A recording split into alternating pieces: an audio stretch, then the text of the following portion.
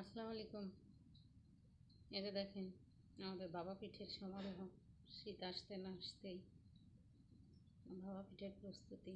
অবশ্য রেগুলারই করা হয়, অনেক বেশি করা হয়। রেগুলারই 50 থেকে 60টি পিঠা।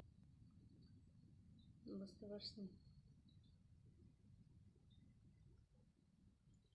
প্রতিদিনই করি কম বেশি, বাসায় প্রতিদিন পিঠা বানানো লাগে। বাবা পিঠাটা সবার পছন্দ পরিবারে,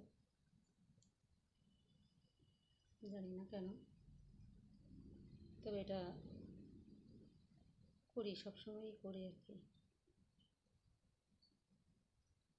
এই যে দেখুন রাইস কুকারে দিচ্ছি, রাইস কুকারে দিয়ে পিঠা তৈরি করতেছি।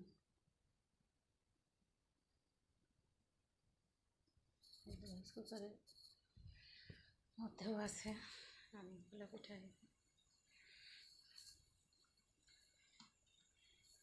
রাইস কুকারের মধ্যে দিছি কতগুলো আছে। হাই,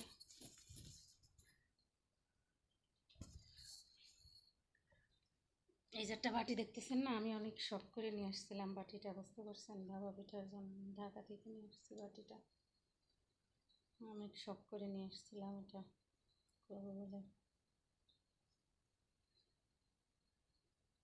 আমি সবসময়ই আজ বিগত 3 বছর যাবত এই বাটিতেই পিঠা বানাই। বাবা বাটিটা পছন্দ সবারই।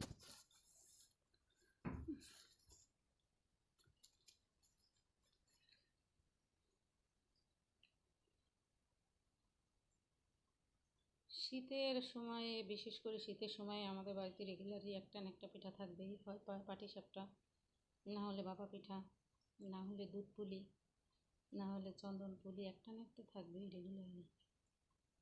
প্রতি শীতেই দেখতে পাবেন একটা না একটা পিঠা তৈরি করছি। আর এই পিঠা তৈরির কারিগর হচ্ছে এই রাইস কুকার। বিশেষ করে এই রাইস কুকার থাকার সুবিধার্থেই হচ্ছে আমরা সবাই এই ভাপা পিঠা, আপনার পুলি পিঠা, দুধ পুলি সব বানানোর জন্য সুবিধাটা পাই। এই রাইস কুকারটা যদি না থাকতো না, তাহলে এত সুবিধা কেউ নিতে পারতাম না, বুঝতে পারছেন? সুযোগটা যদি আমি নিচ্ছি। আর ইদানিং সবাই রাইস কুকারেই পিঠে টিঠে তৈরি করে, আমি দেখছি।